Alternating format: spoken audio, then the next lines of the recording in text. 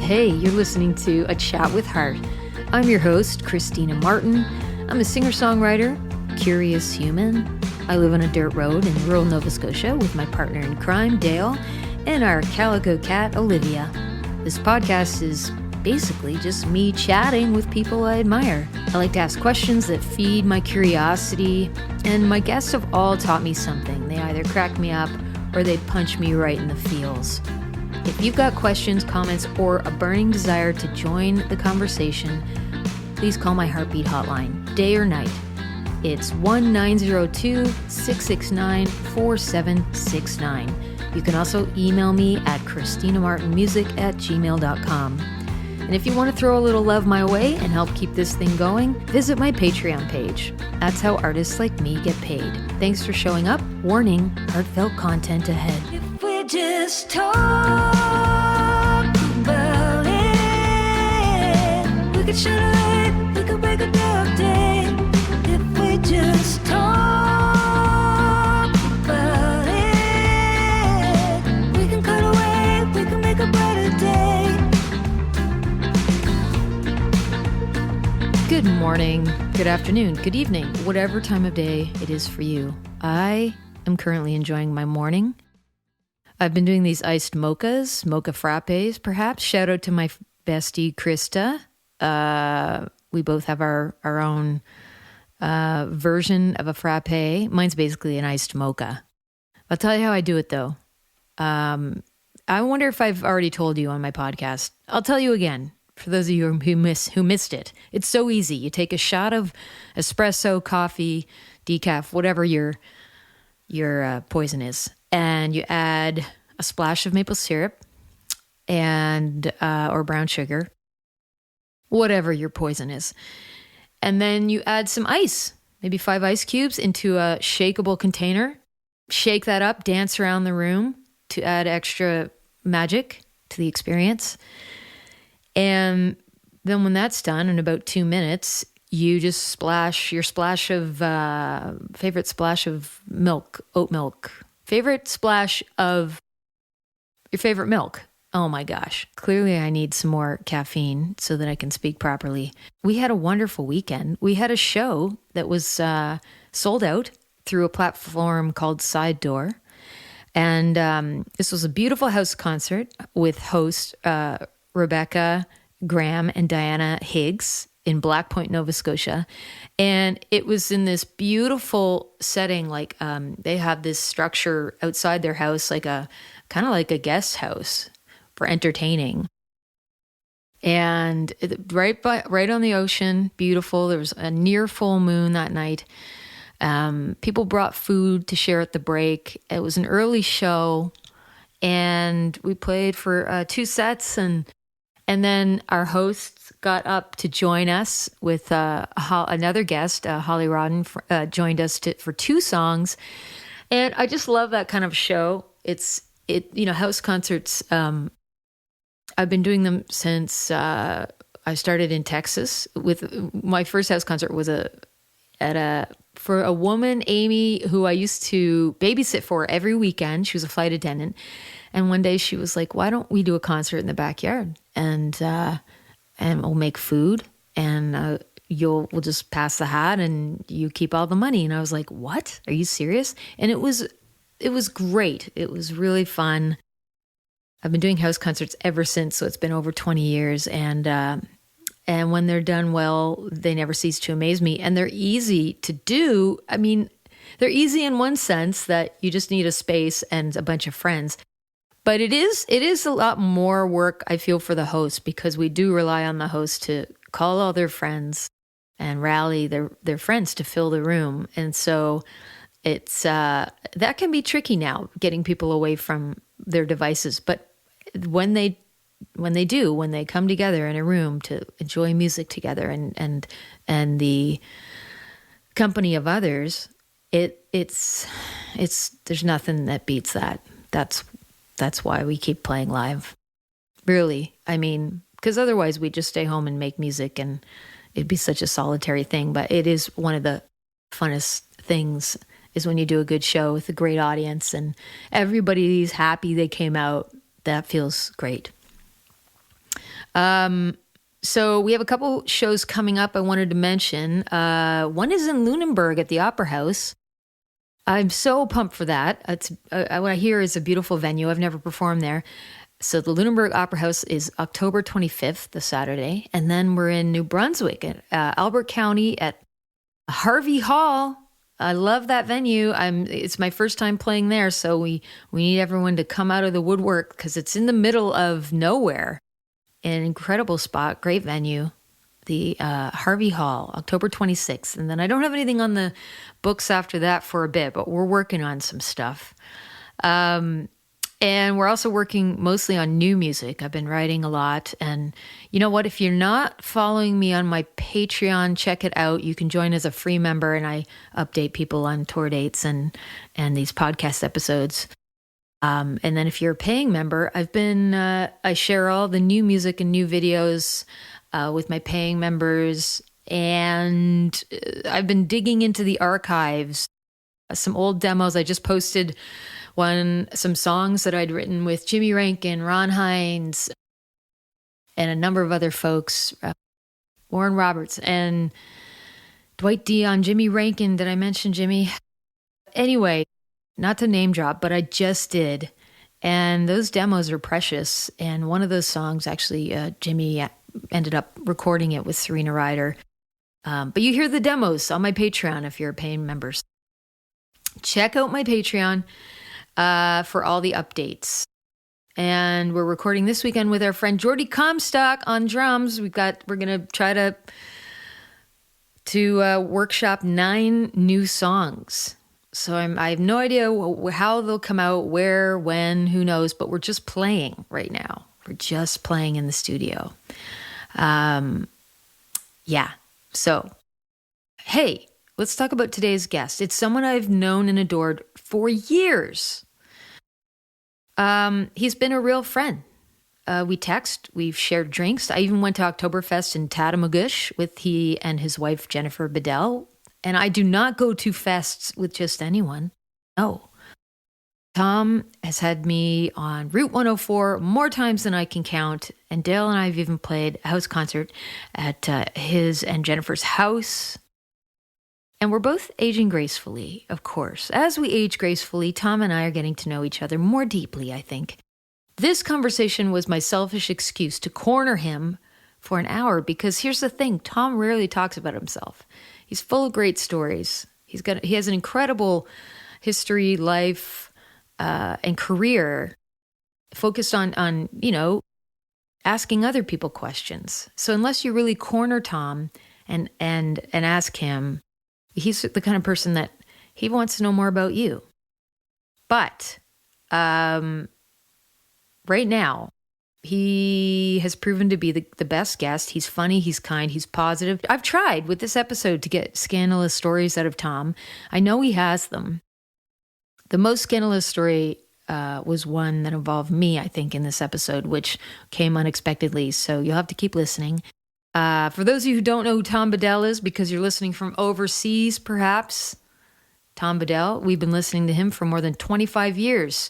He's been the unmistakable voice of Q104, Halifax's Afternoon Drive, and the host of Route 104, or Route 104, however you like to say it. When he's not behind the mic, he's a singer-songwriter performing around Nova Scotia. We've also unearthed some of his other talents and hobbies in this episode. I am so happy. I can feel the caffeine kicking in now. I am so happy to finally turn the mic on to him for this episode of A Chat with Heart.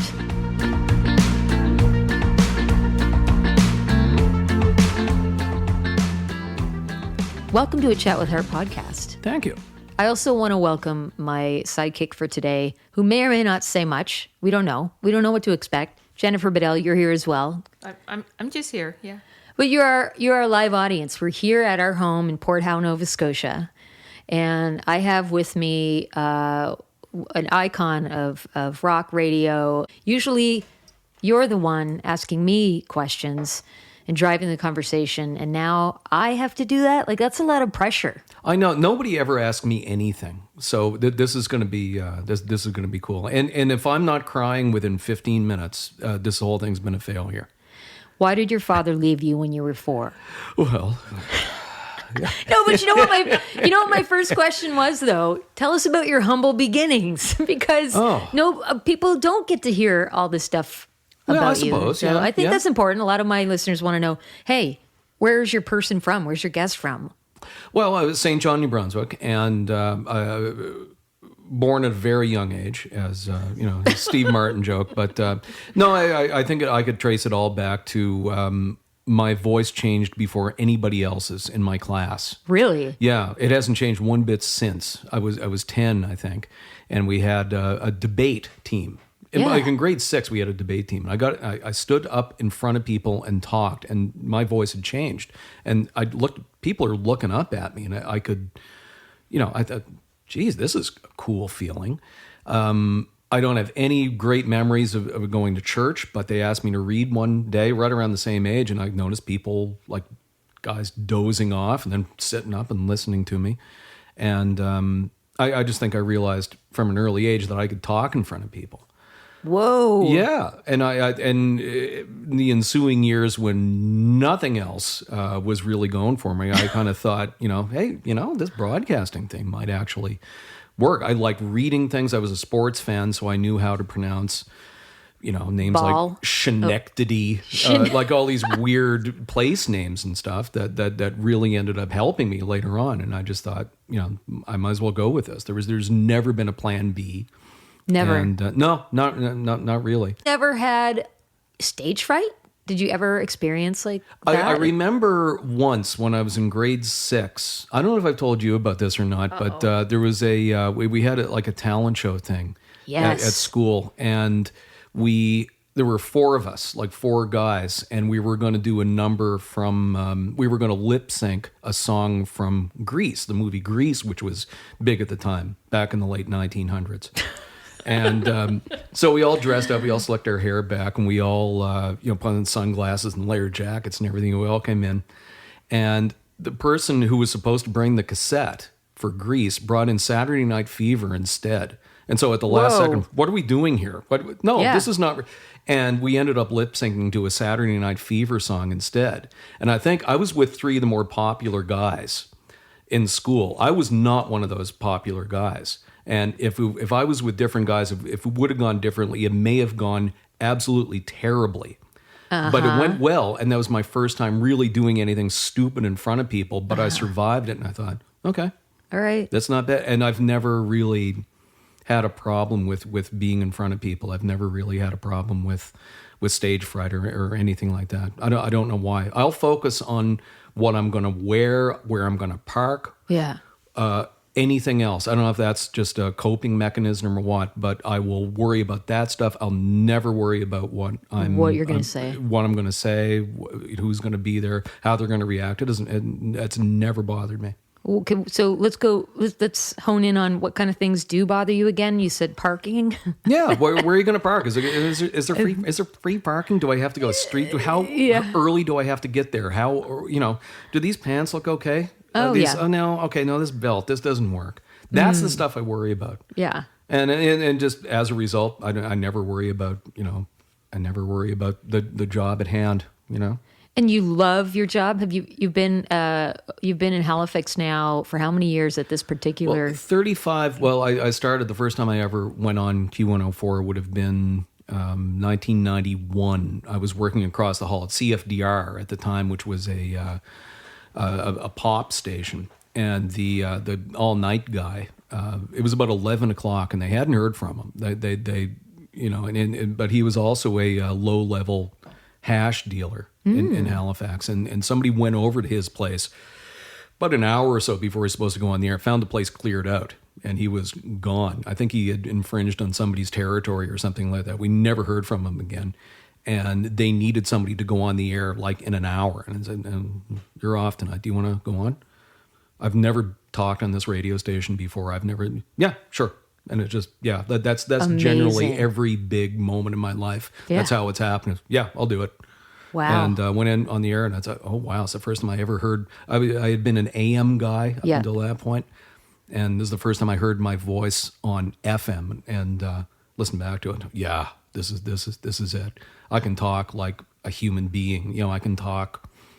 It's more me, I think, than it is, you know, trying to sound enthusiastic about Whitney Houston or, you know, or whatever it was in 1990, 91, that sort of thing. So was there something like at your house growing up, were either of your parents, did they have this kind of a gift as well? I think it's a gift. Well, mom always had a love of music. She still loves music, and I play music for her every chance I get. So she really loved music. My dad had a really good voice. Dad had this really deep voice, and I think he always kind of he harbored some sort of ambition to go on the radio. I think he would have been really good at it. So I think he kind of envied me a little in that way, to hear me go on the radio and talk like that. And but yeah, I think that's and he had a beautiful sense of humor as well. So it was all, I think I kind of got a little of each of their personalities. Were they storytellers as well? Oh, Dad could tell a story. Dad could spin a yarn. Dad could and.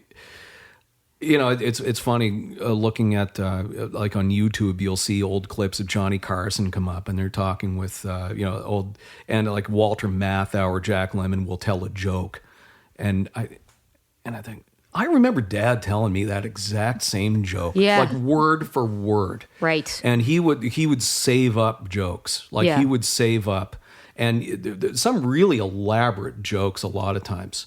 And he would, he really practiced that. He really crafted them. So I think that's a really great work ethic as far as that went. So he was a storyteller. He could really, and his father too, my grandfather, was just he was a character. Like growing up, during the war and all these stories these horrible jokes that you would get. And so how could that not be passed along to myself and my brother? Yeah, my dad used to save up jokes that Johnny Carson would, or just little bits and things. I remember there was one, and I'm going to butcher this, but it had to do with Dolly Parton was on his show, and maybe it wasn't Dolly. It was a female. It was an actress, and she had maybe it was Sophia Loren. Who knows? She had a cat on her lap. And she turned to Johnny and said, would you like to pet my pussy? And Johnny said, sure, if you'll just move the cat. And my dad, he must have told that like when he was drinking, and probably 20 times to me. And I thought, that is really funny. Like, actually, it was really a simpler funny. time. Yeah, for sure. Well, I wanted to try to pick your experiences in like most memorable kind of interviews. And I was going to ask you about the most terrifying interview, but it doesn't sound like you had any fear about that kind of thing. Or were you ever intimidated or nervous or scared, at because you were a huge fan of somebody, or just scared of somebody? Well, it's funny that I think about that. I've been doing Route 104, where Love it. I think you may have been my most frequent guest over the years. Really? I think so. I thought you were going to say the most terrified. Is it? Sorry, Jennifer. You can speak up. My co-host today. Well, there's a kitty on your table. Olivia, that's our cat. Stay away from my drink. Muted Calico. Now, if she gets into the booze, I think the cheese is gone. I think cheese that's is big. gone. Oh, indeed, here comes Dale. Dale's coming. Papa's coming. Yeah. Producer. Papa's not happy. Cat chaser. Yeah. We're gonna keep this, Olivia. No, you go play with your twisted. Mom. So, does she make an appearance on every podcast? No. Just because most of the podcasts we don't do in person, they're done remotely, and she might make an appearance, but no, this is unique. This is very special. Yeah. How do you feel comfortable so far? Oh, this here? is great. Yeah. You're okay. Yeah. We're all sitting cross-legged as if we're the best, most flexible yoga practicers. Yogis. Do you guys do yoga? I do yoga. Oh, good. Tom? I'm not as bendy as I would like to think I am, but the few times I have done it, I love the stretching. I really enjoy that. Yeah. When you went into this position, right? I was impressed.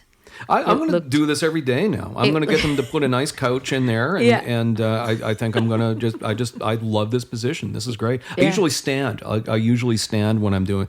We have the board that's kind of high, so I can stand up, and it's kind of fun to look out at the Windsor Street Exchange. It's a nice view. It really is, and it's kind of nice to just stand up, and you get more wind that way, I think. It's more ergonomical, isn't that the saying? I think so. Yeah, it's just better for you to stand. Sitting is the killer, the new killer. It's not the new killer. It's probably an old killer. But okay, so back to. I'm not your most terrifying interview. No. But I may be. Are you serious? Maybe the most frequent? I think so. Am I the filler? I'm the filler. Any chance I get. Favorite. You're my favorite. Yeah, you are my favorite. Oh, yeah. That's really kind of you to say. But I think the reason I'm saying that is because I've done. Because you're in my house. I was trying to figure out, trying to put together the number of interviews that I've done, and I've been doing Route 104 for 25 years now. Like it started in 2000. So that's 50 shows a year, 50 interviews a year I would do with that. Yeah. That's 1,250 interviews like right there. That's just for Route 104. Like that's just East Coast musicians. Sunday at 9 o'clock. Yes. And, but then the number of other interviews I've done, big acts that would come to Halifax to the Maritimes, that's you're probably looking around 2,000 interviews. And did any of those people make you nervous? I've got some that I'd like to have back. I've got some that I'd like to have back. I think the only one that I remember years and years ago when CBC, As It Happens, I think when Michael Enright was leaving. And they asked him what his worst interview was, and he said Mickey Rooney, actor Mickey Rooney. Okay. And then I think it was about 20 years ago. Guess who's coming to Halifax? Mickey Rooney is coming to Halifax, and he's an actor. I mean, why in the name of God is he going to? And somebody calls, and my boss J.C. Douglas, he says Mickey Rooney wants to come in for an interview, and I immediately thought back to the Michael Enright thing, and why, for one thing, because he was about 200 years old at the time, and he was always an old crank, and I thought, so obviously I said, yeah, sure, bring him in. You were yeah, and he was fun, and I still remember him coming in, and I remember looking down. Oh, there's the cars coming in. There he is, a little hat, and his wife coming in. His wife knew all the details of the show, and he's playing at the casino at Casino Nova Scotia. Came in and we talked for about, hey, how you doing? And within 5 minutes, he's talking about these movies from the 40s. And I've got to go on live soon. And I've no idea. I have no idea what he's talking about. But I'm just letting him go. And everything went fine. It wasn't terrifying necessarily, but it was just like, what the hell am I doing here? Kind of interview. And he was fine. He passed away a few years later, I think. But he was doing another interview that day at station across the hall, and apparently that didn't go so well. Apparently that didn't. Really? So I think I got him at the right time. So I think it was okay, and we moved along from there. But I don't know if that was terrifying, but it was just like it didn't go. It wasn't fun. It wasn't really a lot of fun. But I've got a few that I'd like to have back. Where I think let's talk about them. What most fun interviews was, or most fun? Yeah, let's go with most fun for now. Yeah, well, for one thing, even as far as an interview, I don't really consider it an interview. I'm just having conversations with somebody. You've got a show coming up. We'll work that in. We'll talk about the new album. If you've got a cool story about so and so, we can do that. So it's always just a conversation. And every time, I remember years and years ago when I'm still relatively new, Hugh Dillon. Of the Headstones and of I like him. Yeah, he was in co-host Jennifer Bedell once. I like him. She likes him. Hugh Dillon from Flashpoint. Flashpoint. He was Ed on Flashpoint. Yeah, nice. Okay. All right. Thank you. Thank you. Thank you, Jennifer. Good. No, that's not good to have that. Yeah. But he said, I really like that. Like we're just talking. Yeah. We're not question number one. We're not doing that. We're just talking. We'll get all the points in. We'll get all that stuff. It's like you do here. Like it's just a conversation. That's all you're doing. It's not 60 minutes. You're not. No, except I did print out because I wanted to ask you just a bunch of random weird questions. I can't remember anything, so I did actually print out. It's very impressive. Question number 3. Pass. Have you ever left an interview angry or emotional? I'll throw in some other words that Yeah, I'm doing music interviews. I mean, how weird is it going to get? Well, somebody may have just shared something really personal or sad in their life when depressed you or something. No, none of that. Not really. You keep it up. Keep it up. I try to, and I talked to Jimmy Vaughn years ago. Jimmy Vaughn, a great guitar player, Stevie Ray Vaughan's brother. And for some reason, at the end of it, it was just a phone interview, and I asked him, did you ever feel overshadowed by your brother, Stevie Ray Vaughan, who had passed away like maybe a couple of years earlier? Mm-hmm. And he said, and he kind of pauses for a minute, and I thought immediately, oh God, he's been asked this question 5,000 times before. He said, well, do you have a brother? I said, yeah. Well, it's kind of a weird kind of, and he was really nice. Yeah. But I thought, I'd like to have that back. I'd that like question. To have. Yeah, it was a little awkward, and there are a few of those, but there's never really been any. You're not going to get a huge bombshell. I mean, Alice Cooper's got a new album out. What are you expecting to hear? And he's lovely, by the way. Alice Cooper is one of the nicest. I bet. Remembers everything. Little Steven Van Zandt, Springsteen's guitar player, is another one. And just about everybody that I've talked to has been. I find that the longer people have been doing it, you talk to Aerosmith and Neil Young and Iron Maiden and. A lot of the longer people have been doing it, the better they are. The nicer they probably have learned a lot. Yeah, you see a lot of anytime you get sort of attitude from people is when they're just the upcoming bands and they don't really quite know how to play the game yet. But at the same time, the people, the pros, like the real pros, they're on it. I remember talking in university with my friends about. Just about, being an asshole. We were not, but I mean, just saying but people you meet sometimes. And I remember the conversation was basically in the Maritimes, you won't keep any friends if you're an asshole. You will learn quite quickly. This isn't going to work for you in life and university or whatever. It's just, so you lose that if you want to stick around and have friends. Oh yeah, it's a very small community. It's a very small, and if people don't want to work with you, I find that people, at least with radio people, the legacy is not, he was the best announcer ever. He was the best. She was the best announcer ever. She was great at this. If you're an asshole, they're not going to say that. They're going to say, geez, they were great to work with. Mm-hmm. It was so much fun working with them. It was so much. It was great having them around. That's what people are going to remember much more than really your abilities as an announcer or whatever it is. But you're going to be a good hang. Yeah, that's what people are going to remember. Yeah, it's true. That's the legacy you're going to leave. That's true. Well, we really like to lean in on the positive experiences on A Chat with Our podcast, and I wanted to ask you if you've ever received death threats or hate mail at work. I've been pretty lucky. I've had people, with radio, it's pretty immediate. If you say something that pisses somebody off, the phone is right there, Really? And that's and what we want to I've had a few of those. I've had or the key. Well, now it's different. Now it's different. Yeah.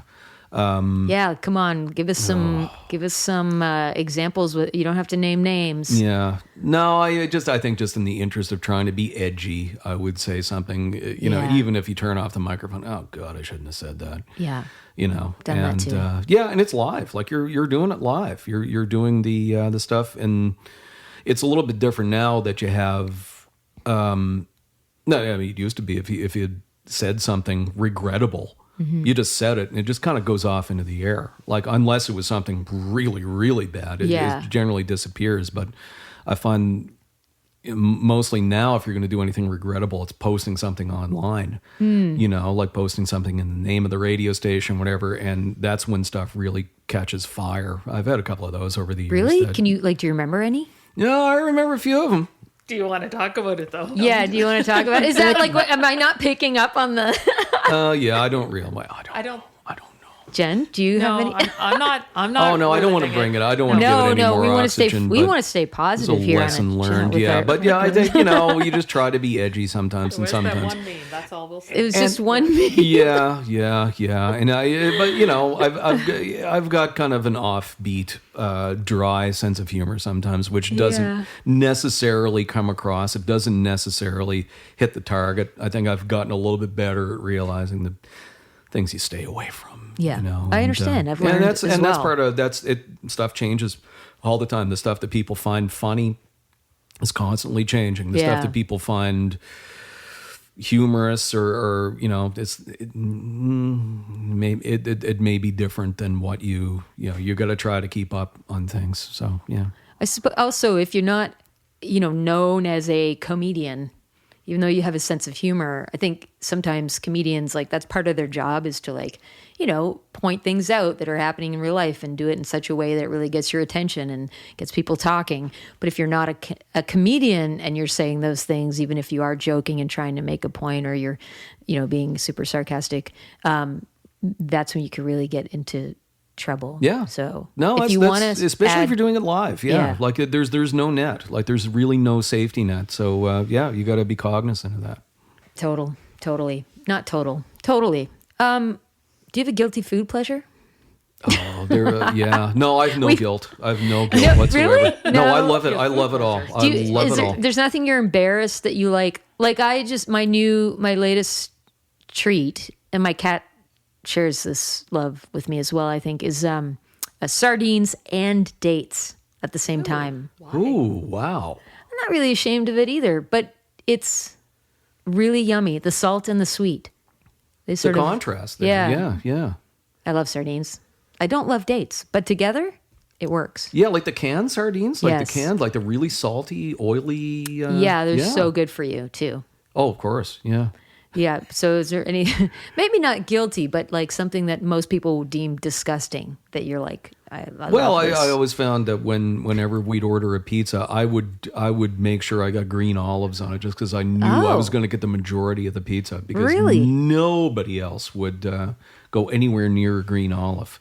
I'm pro green olive. You've sort of come, we've gone to Europe a little bit more.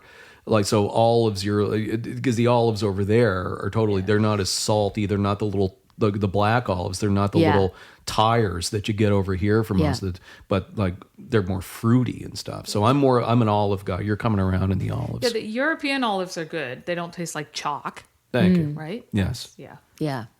So you're a supporter of this habit of his. I mean, I will tolerate the olives. Okay. Yeah. Obviously, you're a music fan, but you also love performing yourself. And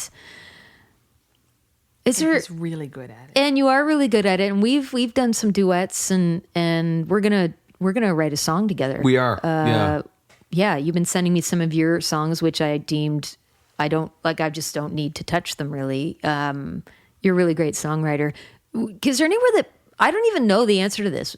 Can people listen to the songs that you write on anywhere online? Oh, I throw. I've got a SoundCloud thing. I've got. I'll send you a link for that. I got a few of those there, and I produce them downstairs. I don't have the elaborate setup that you have here. It's not that elaborate. Oh, this is great. I love this. Love it. Yeah, is that something that you would like to do more of? Particularly, what if? I mean, God forbid you would have to go off the air someday. I hope that never happens, but. Is that the kind of thing you'd like to see yourself doing just more? Oh yeah. Yeah. I think so. I started doing this. I think it's about 15 years ago I started doing this. I don't know. I always had these kind of milestone things. When I turned 30, I started playing hockey. When I was turned 40, I started playing music. When I turned 50, I started painting. So, and with the painting thing, I love the painting, and it's the same side of the brain you use for songwriting. So I find that when I start painting something, I'll start coming up with song ideas, and when I start writing a song, I will, I look good, and I start painting. So I think it's the same creative outlet. It all comes from the same sort of place. Oh my gosh! Well, I have an idea for you. I think you should apply for a Canada Council grant to develop a series of songs and your paintings, so simultaneously. So I will 100% help you get that all together, so you can submit to that, and then I pay gotta yourself do this podcast more often. You should do this. Is well, just really brainstorm. Yeah, we need to find you an arts grant so that you can tap into that. Oh my God! And I didn't know you were. I didn't know you painted. Oh, I don't. It's just I don't. You know. No, but it's fun. This is just before Christmas 2019. The girls got me like this beginner painter kit kind of thing. Yeah. So I'm never going to use that. And then 3 months later, the world turns off, and I can't leave the house anymore. So I'm going to start painting. Basically, that's what it was. Oh, awesome. Oh, yeah. You heard it, like, he's very humble about it, right? Doesn't want to brag. So can we back up a little bit to the songwriting? Yes. And talk about how one of his songs made the charts in Sackville, Nova Scotia? What?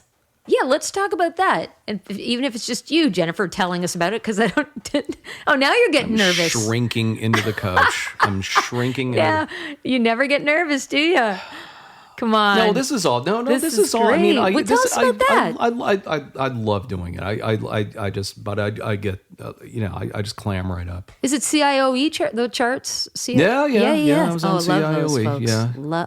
I wish it was Casey Kasem and a drunkard from Lower Sackville, Nova Scotia. I wish it was that, but Amazing. it wasn't. But what's the song title? Oh, St. John River. That was the name beautiful. of it. Because earlier on today I was playing songs for some seniors at a place in town, and I play a Ron Hines song from Newfoundland. I'll play a Rankins song from Cape Breton. There's no New Brunswick songs till now. But yeah, that's because I thought we needed one. So yeah, I played that. Everybody enjoyed it. So. And do you have a painting to go with that one? It seems like not yet. The obvious. That's the next painting. All right, is there a style of painting that you do? Impressionist, I think. Is it impressionist? I mean, I don't know. I don't know what I'm doing. I have no idea. I don't even know what impressionist is. Who is an impressionist? I just threw that out there. I don't know. I don't even know if that's a word. I don't know if that's We need a fact checker. He does Tom Bedell style painting. That's it. I'm the best Tom Bedell style painter in the world. Yeah, it's hard to label yourself though. Like for years people ask me what style are you? And I just ended up saying, it's singer-songwriter.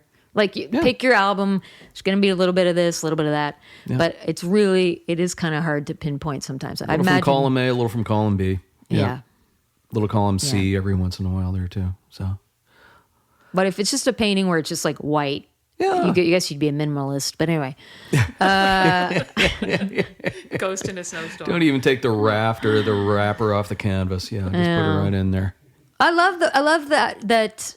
Every so often you're like, hey, I'm going to learn this new thing. I just think so often people are like, I'm getting older. Oh, it's too late. Oh, I don't have time. I'm like, no, it's never too late. And I pulled this out at my show the other day. I had a list of names like, I forget it. Is it Diane Nyad who swam from Cuba to Miami at 64? And Charles Bukowski, I think he published his first novel. I want to say 39 or 49, but still. And then Morgan Freeman first breakthrough acting role at age 50.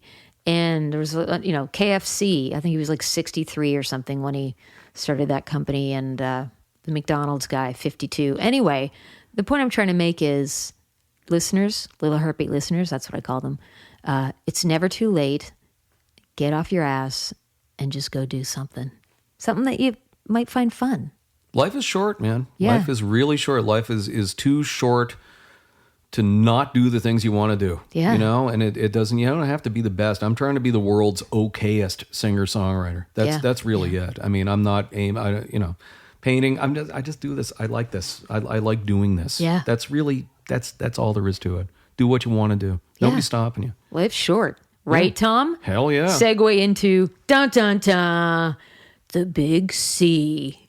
Last year. That's right. Yeah. You forgot. I'm here to remind you. No, but last year you had it was last year you were diagnosed with. Yeah, I had the prostate cancer, and I got off early. I got off early. I got it easy. I got off easy. I really did. They got it early enough, and a lot of people aren't so lucky, but. Yeah, I just kind of noticed I was peeing a little bit more than normal, and mentioned it to the doctor, which is totally unlike me. I would just forget about it, but I mentioned it to him, and he said, "No, okay, we'll check your PSA. It's just a matter of checking something off on your blood work. Just go for the regular blood work." Yeah, and it came back a little high, and said, "Well, you got the prostate cancer there." Oh, he knew just from the blood work? Yeah. Well, then you go for a couple more. Oh, okay. You go for a biopsy, and then you go for the all the scans and everything like that. And then, you could have radiation. You could have it out, the surgery, and have it out, or you could even just leave it if you want. What did you opt for? Surgery, just because I couldn't leave it. I mean, obviously I couldn't, and it's gone. And see ya. Listen, I don't know. I asked my doctor once if I had a prostate. I don't even know what it does. Like, does one need one? Yeah. Is it like an appendix? Apparently not. It's like an appendix, I think. It's kind of like that. It's one of these things. Why do you even have this? But it does a few things, but it's you're also pretty susceptible to the just a tiny little thing. But they took it out, and the recovery was going fine. But then I got an infection, so I was in hospital for a week, and that wasn't great. But it's gone. Really? It's gone. Yeah. Was that worse than all the other things about 100 times worse? 100 the complications times worse. From it. It was terrible. I mean, like it was just an overnight thing for the surgery. Like you're in, you're out. Yeah. You come home and that's fine. But then watching TV one night, just oh no, what's that? You just feel this awful pain, and it was like sepsis, yeah, something septic? Like that. Yeah, into the ER in the middle of the night. Did you have a cancer card? They actually have a yellow cancer card. I should get one of those. You got to go ask for one. Yeah, you got to get one. I could make you one, but it might not hold up. Do you have to hand it in though after you bring it to the ER, and it's a bump the line kind of thing. No way. Oh, do you get discounts and stuff? I don't know. Like 10% off? Yeah, like Wendy's or something. Maybe certain Wendy's. Maybe certain Wendy's, but. Yeah, so you didn't get one of those? I didn't get one of those. You did. Gypped now. You did not have it. Well, no, I didn't have to get it again. No, yeah. Maybe not. But no. Let's not. No. Okay, no, we don't want it. But were you over. ever scared? Like, did that scare you? I really had good people around me. I really had good, and plus, it doesn't, that type of cancer doesn't spread quickly. Yeah. So, but you still had to get it, and we got it early enough. And but even the recovery, it was just my girls were just the best. They were just angels, and they just lifted me right back up. And it was having good people around you really is that can't be. You can never underestimate that. Like there's just it's just the greatest thing to have good people around you, and I certainly do. And I'm so lucky, so lucky. Well, the reason you have good people around you is because you're good people. Oh, thank you. I'd like to. I'm doing my best. Yeah, doing my best. So, just one more question about that. So, I don't have a prostate, though, right? Oh, okay. Do I? Good. We can cross that okay. off. Yeah. Okay. Nobody in this room has a prostate. No, right, none. Us Other three. room, maybe. Dale, you still have. You have two. Wow. Oh, he has mine. He got my old one. Yeah. What about Olivia? Does she have a prostate? Olivia. She has some cheese, but I don't know if that's. She might grow one now. I'm really glad that went well because I really like you being healthy and being around. And thank you. Yeah. You're a gem. Me too. Yeah. Oh, yes. Yeah, right? Like, how cool. It's, Do people, it sounds... I don't know how this sounds, but you survived cancer. Oh, I know. I don't even. I know. Dude, that doesn't. No, dude, you survived. You're a cancer survivor now, though. You are. I am. Yeah. It's pretty cool, man. No, it's a pretty good. I'd rather 2025 than 1975. I think the way everything has come. I mean, it was just robots. Robots did the surgery. They got the robots that go in and take the thing out. And really, there were no humans involved. Oh, there were humans. They were kind of showing the robot where to go. No way. In that, like the little, the Roomba. Yeah. The Roomba. They just let just hoovers the prostate right out of there. They're like, "Do you have one of these at home? We need you to bring it in when you come in for your surgery." And you got to empty it out. You got to, you got to recharge. Make sure you recharge the thing too, because you don't want that breaking down halfway through. What happened? Oh God! We need to recharge this back at the house. Get it in here. Yeah. The cancer Roomba. Oh my God. Oh, okay. Well, that's yeah. This is going exactly how I thought it was going to go. Good. Yeah. I think it's going great. I mean, the fact that we're all here. is a gift in itself. Yes, it is. Yes, it is. Well, if you thought that was fun, I do have another list of outrageous hypotheticals to throw at you. Sure. Unless there's something else important that you wanted to. No. I'm sure it'll come to me. But outrageous hypotheticals. That's what I'm all about. Okay, and this is another reason why I had to print out my questions. There's no way I could remember these. Okay, if you could replace your radio mic with any household object, Roomba aside, what would it be and why? I'm assuming that what I mean by this is you're at work. You're at work, hypothetically, and you have to replace, you're at gunpoint. You have to replace your microphone with a household object. What would that object be? Well, I suppose like the mixing spoon. That would be the obvious... replacement? Yeah. Just because it looks like a mic? It looks like a mic, yeah. It doesn't carry as well as the microphone, I don't think. Yeah. Well, mixing safe spoon. answer. Yeah, What about the TV remote? Keep it TV safe. remote, yeah. Keep our dog from eating it. Yeah. You can also say, let's move on. Yeah, let's move on. It'll come to me later, though. On the way home, Okay. I will come up with you're gonna really have like good 5 one. different. Yeah. Halfway down the Sounds dirt good. road here, I'll be, damn it. No problem. You can always just send me a voice note and we'll edit that in. Sure. If aliens tuned into Q104, what song would you play first to represent humanity? Well, Radar Love by Golden Earring, obviously. Dale. Yes, Yeah, I don't know sir. if Dale y'all knows can hear what Dale Dale knows what's up. concurring in the background. Boom, boom, boom, ba-da-boom. If you had to interview a ghost, which one would you book? Oh, Casper, probably. Casper. Yeah, that's a And good we one. do have the Ouija board here. Oh, so yeah, we could work we can on maybe that. be able to conjure one up here. Yeah. Yeah, that's coming. Okay. Wait. Oh, yeah. Do you have? So basically, it doesn't have to be a famous ghost. I guess just somebody who's dead. Oh, just somebody who's dead. Yeah. Okay. That you didn't like. Have you ever gotten to talk to Prince or Bowie? No, I do have a I keep all my old daytimers, and I've got one from the 90s, and I had an interview scheduled with Shannon Hoon from Blind Melon, the lead singer of Blind Melon. And I think he died the day before we were set to do the interview. So Okay. yeah, that's, I don't know if he'd be top of the list, but that would be somebody that Keith Moon would have been fun. Keith Moon would have been. Well, in this may scenario, have you canceled a couple you of- can book him. Oh, I can get him. Yeah. We can get him. Yeah, we can get him. Yeah, We can absolutely. Get temporarily unavailable. Well, he's Yeah. been dead since 1978. But No, no, we nope, can. not we a can, problem here. AI, man. We can. Yeah. We can figure it out. Yeah. If you weren't on the radio, what's the most ridiculous job you probably would be doing? Oh, we already know the music you want to. We're forget. I mean, about, that's ridiculous enough. I but know. yeah, Pretend music's out of the question. Oh, the most ridiculous thing would be something involving numbers, like something Like involving accounting? any sort of math, like any sort of. Oh, 'cause you like math, or oh, you- I'm terrible. Remember you like took that accounting course I once? remember my dad teaching wow. me how to do income tax, like my income tax back in the 80s, and he worked in finance, like he worked at a few credit and just the simplest tasks. Yeah, you put that in there. Okay, good. No, that's not. And it was a whole afternoon. I've never felt. No, I can. So who does your taxes? Nobody does. Jennifer- Yeah, we're in big trouble. Nobody Jennifer does. is Yeah, raising yeah. her hand I here do on the all couch. taxes. Yeah, I think Baron von Quick Tax takes care of the whole thing. But yeah, I something gotta put involving the numbers. numbers in, though. Yeah.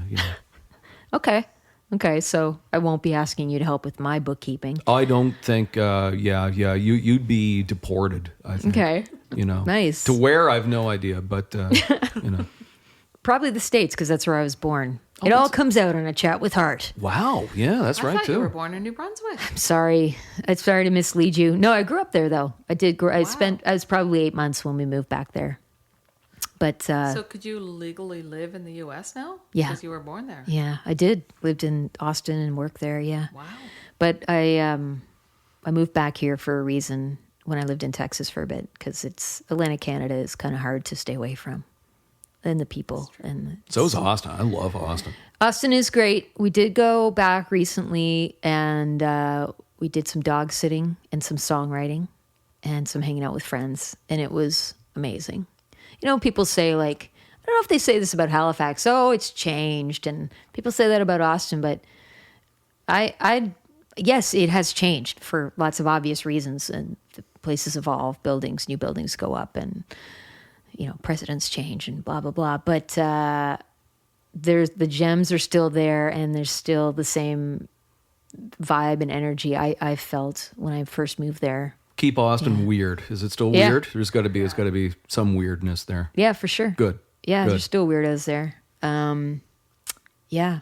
Hey, listen, if you had your own walk-on music every time you entered a room, what would it be? Probably the music from Benny Hill. Like I think that sums up pretty much every day of my life right there. What? Yakety sax. Yes, that's right. Is that copyrighted? Yeah. Do we need to pass that? Okay. No, I don't even. Yeah. The Benny Hill estate is going to want their cut. Oh my God, I love that. Okay. If you could only speak in radio jingles, or you could only communicate through air guitar, which would you choose? Oh wow! See, we should have had this question earlier. Like this is the What's now? I do remember being in grade 12. Simon's High School in St. John had a air band championship. Oh, so yeah, what air band? And there were like 4 or 5 bands. We won. Like we were 5 of us, and we were an Iron Maiden air band. Like we built a whole set. Okay. And everything. And Iron Maiden in the 80s. They had like these elaborate stage sets. So we did the whole thing. And I was the lead guitar player in the Iron Maiden air band. Well, how did this work? It's all like just. Are you lip syncing and I was the Adrian Smith of, and we had guitars and no instruments, just nothing plugged pretend. in. No, we had instruments, and we had drum kit and everything like that. Nothing was plugged in. Okay, nobody had any musical talent whatsoever. But this is like the first couple of years of much music, so you saw the videos and you knew exactly what was the moves to make and everything. So I had like a Gibson Explorer kind of thing, and it looked really cool. We won the competition. We didn't win the citywide comp. It ended up being a whole citywide thing where they had like 2,000 people show up at the Trade and Convention Center, all the winners from different schools. And I think the winner was a New Edition. Remember New Edition? Oh, I remember them. Yeah, they ended up winning, those bastards. And I've never quite forgotten this. But so air guitar, very, very important part of my life right there. At the same time, is there a video of this? No, I really hope no. That's been burned, I think. There is a video of you live band though. Yeah. In high school, there's video of me actually. I was on Reach for the Top in high school. I remember Reach for the Top. I think so. Yeah. You were on there. I was, and my school. It was the first game we had won in like a decade, and I went on a run. I answered like 5 ABBA questions in a row, and 5 questions about Poland, and we won. Poland, Poland was hot back. Wait, is this your back? Is this your heritage? Are you no. Are you Polish, Irish? No, I'm just a weirdo. Do you have an ancestry? No, it's all pretty boring. It's all pretty North Atlantic, Scottish, British. Oh yeah. I was hoping for something cool, but no. We've gone through the whole DNA thing, and nothing. It's all boring. I did that too. It wasn't. It was more because my dad kept telling us like, "You're this, you're that, we're related to Louis Riel," and then it turns out none of it was true, and we're all just French. We're French Acadian with a hint of Welsh. But Dad would say, "Yeah, we're Indigenous." Then one year he'd say we're German, and they just wanted to set the record straight. And I'm related to Pierre Burton. Are you? Yeah, and I'm related. I think Bliss Carman, who's another like really, really prominent New Brunswick author. Cool. Yeah, is it? Are these people still alive? No. Oh, okay. No. Okay. No. Anyway, I mean that's a couple of luminaries along my bloodline there. Yeah. No, that's really cool. But yeah, nothing as far as any. I was hoping for something. We all want some something magical Genghis Khan lineage. or something way back. But no, it was all pretty. It's all pretty white bread. Yeah. But, here we are. Here we are, and now you're on a Chat with Heart podcast. You put the sheets down there. Are we done? You've turned over. You've folded. I've turned over. I skipped some. I could go back to them. I skipped some because I thought, you know what? Not appropriate. Read the Room, Christina. I want to know what's not appropriate. Yeah, really? So what? Really? Okay. Now you're asking. Okay. What's the strangest thing someone has yelled at you in public for? Oh, I'm sorry about that. Mom, I told you to wait in the car. Yeah. I was presenting an award. I was presenting an ECMA a few years ago. Uh-huh. You were there for that. And Jennifer? Yeah. I was? You were. And I remember Stop yelling at her. And I video, I forget what it was, what the award was for. But I got up and I said, "Hi, I'm Tom Bedell from Q104." And this woman yelled, "Marry me!" That was. You remember that? Yes, that was probably me. It might have been you. Was that you? Always yell that. You always yell That that? was probably you. It was. You were there. It was definitely me. I yell it all the time. God. I yelled it at Joel Plaskett show the other day while I was sitting next to my husband. I yelled it 3 times. Yeah. I would yell that to him. Yes. Too. Yeah. Sorry. I'm sure it was me. This was it? Okay, good. So see, we're getting somewhere now. Now we're getting somewhere. What's next? This is good. Okay. Good. What's a song you secretly hate but have to pretend to like? Oh, this is a whole other podcast. We're going to do a part 2. We can do a part 2. Thing. Yeah, but the list is long. He has a list. But can you even? Would you even say? Would you admit? No, I wouldn't, because I'm probably going to play it 4 times on Monday. Yeah. Yeah. No, it's. I mean, it's all subjective, but. I know. Oh yeah, I have eras that I'm not really crazy about. Yeah, but are you at least? Because I don't like that song. I can appreciate that person's or those musicians are good at what they do, but I just don't like the song. I don't like that happens a lot for me. You know what? I was never a Bob Seger fan. Okay. And I grew up in East St. John. Everybody loved Bob Seger. Mm-hmm.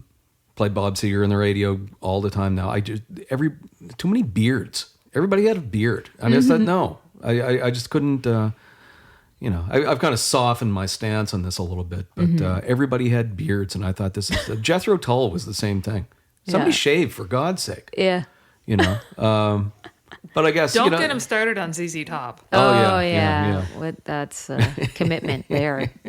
But yeah, as far as songs, that's harder. I could give you a list, but You could. I won't read it. You could share that list on text. We can text. Yeah, we'll have to do that. We'll have to. But I mean, I appreciate it. Everybody likes it. I mean, these are all very popular songs, and they're popular for a reason. People love them. I'm not gonna, Hey, is it true though that songs are popular always because people like them, or is it also true that some songs are just popular because they are pushed by a machine of money? And is that true?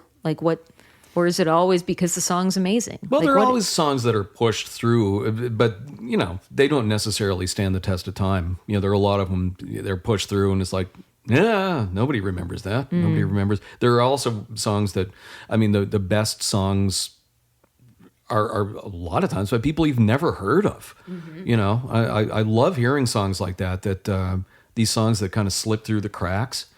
Like Christina Martin. Have you heard of her? Oh yeah, God, she's good. She's good. Oh yeah? Yeah.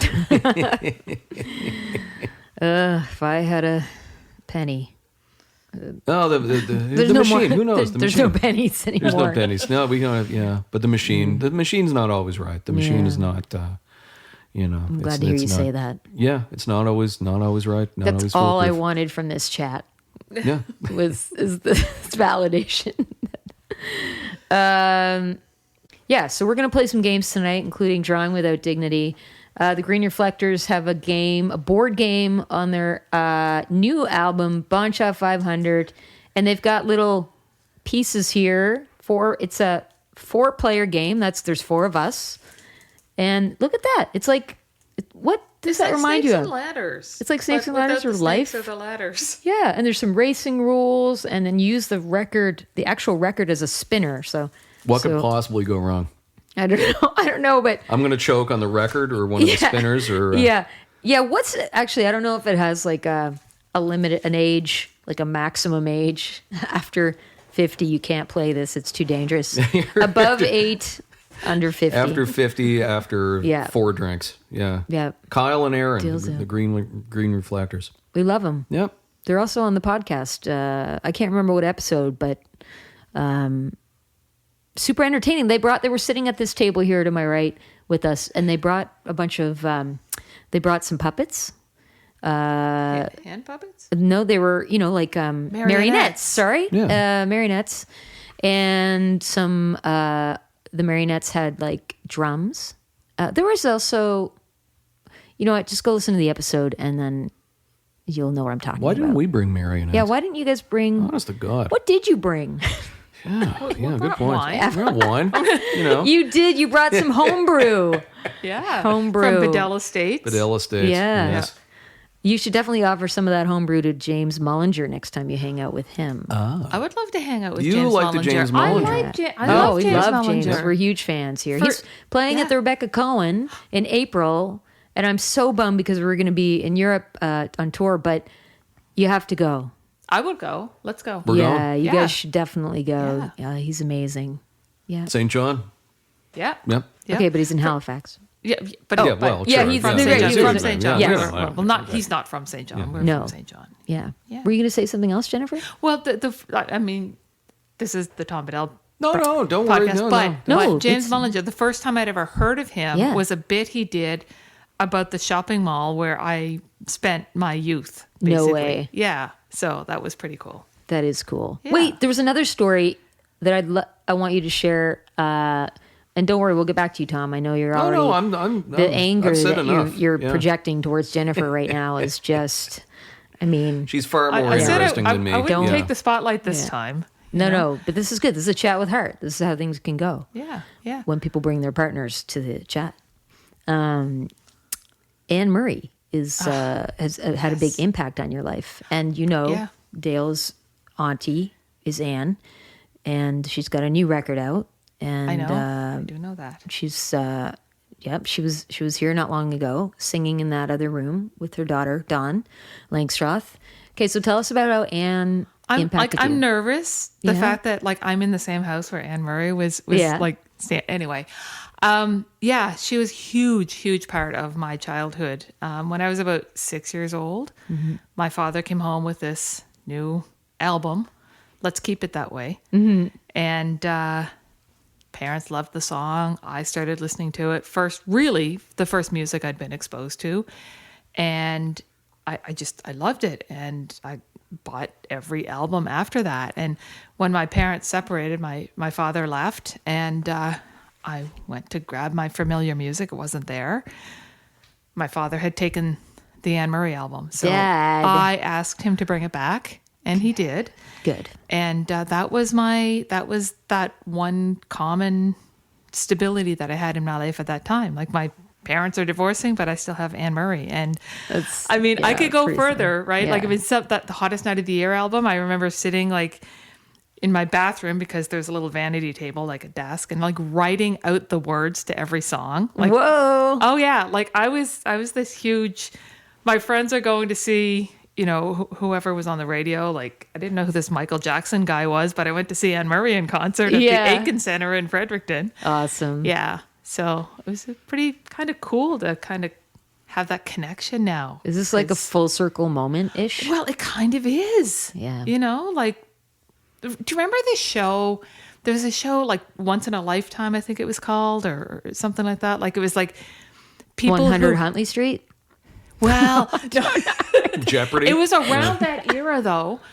There was a show where people Thrill of a Lifetime, it was called. Okay. And people would they'd have a dream oh, I want to meet so and so. I want to, and I remember being a kid going, I'd love to meet Anne Murray someday.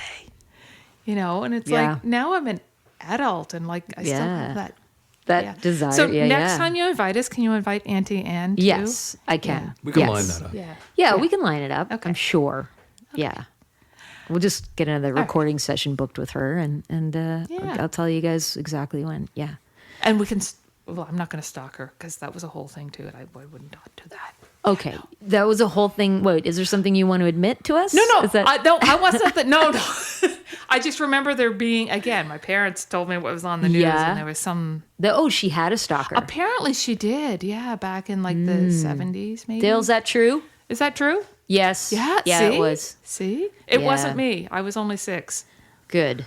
Yeah. Well, I can relate. I think Bryan Adams was like that's how I was with Bryan Adams. I would handwrite his lyrics. You were on stage with Bryan Adams. Thank you for bringing this back to make it about me. Yes, I was on stage. We were at that concert. You were? Yes, we were. That's embarrassing. Yeah, we were at that concert. That's the weekend we found out that you were pregnant with Julia. You were pregnant with Julia. I sang with Bryan Adams. With Bryan Adams. It was a big weekend. Yeah. Do you guys remember the comment I made about the national anthem? Do you remember that part of the show? So he had forgot the words to the national anthem at a hockey game like earlier that month, and it made headlines. Oh, yes. So when he put his arm around me on stage at that concert in Halifax in 1997. 98. 98. February of 98. Okay, thank you. He said, well, what do you want to sing? And I said, well, Bryan, why don't we sing the national anthem? And the audience was like, oh. And then...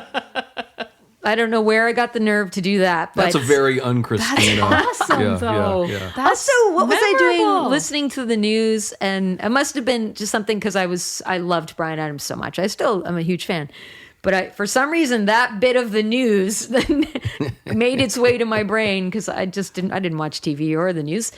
And I don't know how that came up, but it did, and it worked. And then we did Summer '69, I guess. But so you guys were there. I remember that. This is a full circle moment. Yeah. Yes. And he sung with Annemurray. And she covers one of his songs on her new album. And Dale played on it. This is ridiculous. And I've listened to it. And Tom, what have you done? No, we met Bryan that night, actually. We met Bryan before that show. Yes. Did you lovely. He's lovely. Yeah. Did you insult him? Did you say? No, he didn't mention the anthem thing. He was flirting with you, though. I don't know if he was flirting with me or you, to be honest. Yeah. I don't. But he was lovely. I've met him once since then, and he's great. And I met him a couple of years ago. He came into the radio station for something, and I met you in 1998, just before. I said, yes, I remember. Yeah, you had no recollection whatsoever. Nothing, but it's like. Of course, but it was so graceful and it was so nice, and he was just lovely. Really nice guy. He was just really, really cool. Well, I think that he would be an example of like, not that he hasn't had any, as a human would, like times in his career where he was maybe grumpy or like under a lot of pressure or stress, but I think to stick around that long and have the success he has and the energy he has, like he just puts out good vibes and good quality stuff, and he looks healthy, and he just like, to me, that's a really big inspiration.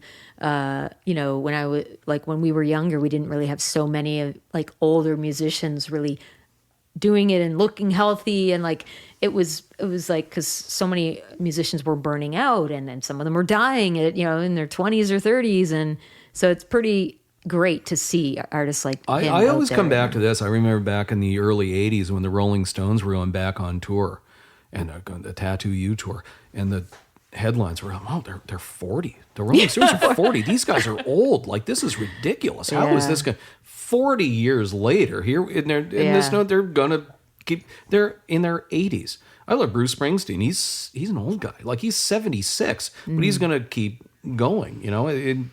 People are living longer, and there's no end to this. So you gotta.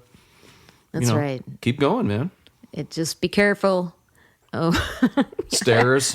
Stairs. Yeah. Careful. Those are your enemies. Yeah. Eat your veggies. That's right. Yeah. Keep your stick on the ice.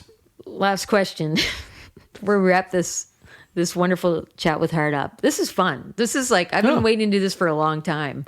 Some of my favorite chats with Heart were people that I asked, like, even before we even started, like, I think it was 2020 that we maybe started doing the podcast. And I had this list of people I just really wanted to have on there, and you've always been on it. And you said from the beginning, I'd like to be on it. Yeah. And does this happen? This wasn't one of my questions, but it is now. Does this happen where, like, I remember when someone like, I really want to be on and they want to be on, and I'm like, I remember that, and I feel bad every month that goes by that I don't have them on. Do you ever get that with your show? Yeah, I've had that a few times. Yeah. You're like, damn it, I gotta get them on. Come on, I gotta get. But then you just, somebody else has something that new album comes out, and then it just kind of gets. It's always there in the back of your mind. Yeah. Well, I always knew you'd be great at this. Really? I mean, the first time, like I think the first time we met, I was on TV at the time. I was on Global. And I think I was coming out and met you, and I don't even know what year this was, 2008 maybe. Oh yeah. And come on over. Yeah, you can new album, sure, come on over, do the thing. And we just hit it off immediately. But I also thought that you would be great at this. You'd be a great radio host. You'd be a great conversationalist, and now you've got your own platform for this, and I think it's just so cool that you're doing this. That's really kind of you. Yeah. It's been hard. I mean, I actually have to work at these things at being myself and being natural. Work at being yourself. That's it's really hard, you guys. It's the hardest thing. Is when you can fake that. That's pretty deep, though. It's really. I mean it. It's been, your chats. I learned a lot from you because I remember for the first time even feeling. Because here's the thing, you go into some interviews and you're chatting with someone and they're so nice. Then you get on air and it's like a different, almost like it's like a different personality, or they're in work mode. And then that would make me feel, I don't want to blame it on them, but I would feel uncomfortable with that. Because then I was like, well, should I switch my personality into something different? And I remember going on with you and it was just so easy and you were so good at it. And I really felt like I could be myself. And so that was like the ultimate goal. And I always, anyone who has been similar to that, they stand out to me as like, this is someone I want to talk to and chat with. And it really does, it feels like you're chatting with an old friend. And no, now you are an old friend. Yeah, and I mean like that we've been friends for a while. You are not old. Although you are older than me, but let's not get down to let's not do math. Let's not start. That's fine. So yeah, I really thank you for that, because I think it was quite scary for a while. You're doing all these interviews and you're like, I'm really bombing at this, like, and I don't enjoy this at all. And then like, this is terrifying. And then I'd come to chat with you and it would just be so nice. And also you have a massive audience. So that felt good too, knowing that you were chatting with someone and it felt good and natural and fun. And you knew people were going to hear it too. Like, it wasn't just like, you didn't just go through this extreme discomfort to have two people listening to you. Do you know what I mean? It was like, it counted. And I want to thank you, because you have had me on so many times on your show and played my music and being a big supporter of mine and my partner Dale, and probably Annemurray as well. Might as well speak for her. And I just, it's incredible. I'm so happy that you're still here, and I'm so happy that that we don't need the prostate, and that's gone. Prostate, schmostate. And we played at your house. You're like you really helped us over the years and supported us. And I consider you dear friend, even though we don't get to hang out that much. But here you are sleeping over, and we're going to play maybe Ouija board. I mean, maybe. We'll see. We'll see how this goes. Yeah. We'll see. Well, this went well. Yeah, wait. You mean after post? Yeah. Yeah. When did we start recording, by the way? Oh, yeah. Did he hit the record button yet? Are we recording? Jen! Wait, turn the power off.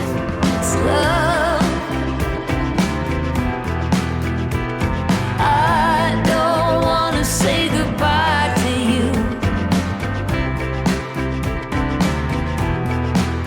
Oh, I don't want to say goodbye to you. Welcome to the Heartbeat Hotline, 1-902-669-4769. I'm the host of A Chat with Heart podcast, Christina Martin, and I'm so excited you called. Leave me your question, a suggestion for the podcast, or a comment about this episode. Please be aware your message may be used on the podcast and social media. Tell me your name, where you're calling from, and it's also fine if you want to remain anonymous. Thanks for listening. Have a great fucking day. Hey, thanks for listening to A Chat with Heart, produced by me, Christina Martin. Co-produced and engineered by my partner in life and sound, Dale Murray. Dale's not just a wizard with knobs, he's also a killer singer-songwriter, session musician, and music producer. Go snoop around his world at dalemurray.ca. The podcast theme song, Talk About It, and I Don't Want to Say Goodbye to You were written by me and recorded by Dale. Want to support what we do? You can snag CDs, vinyl, digital music, and some weirdly delightful merch like custom puzzles and temporary tattoo packs over on my Bandcamp. If you're into keeping indie art alive or just want good karma, become a monthly or yearly member on my Patreon.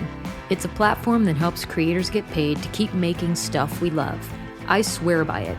Sign up, free or paid, at patreon.com/Christina Martin. If this podcast made you laugh, cry, think, or rage text your best friend, do me a solid, share it, rate it, review it, and hit that follow or subscribe button wherever you get your podcasts. And to all my little heartbeat listeners, stay weird, stay tender, and I'll catch you next time.